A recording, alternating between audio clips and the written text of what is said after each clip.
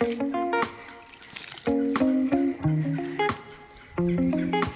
çay koyuyorum.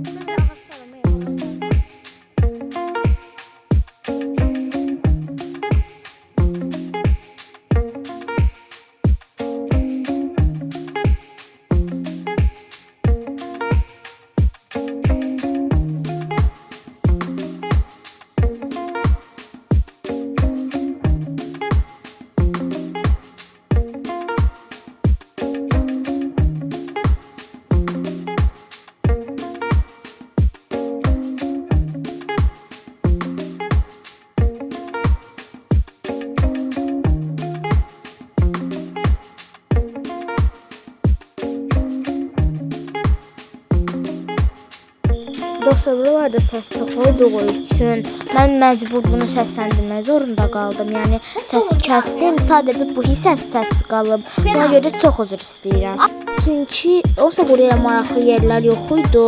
Babamdan elə soruşurdum ki, kənd həyatı necədir? Mən ağaclara genişdə su vermək falan lazımdır. Bunları soruşurdum.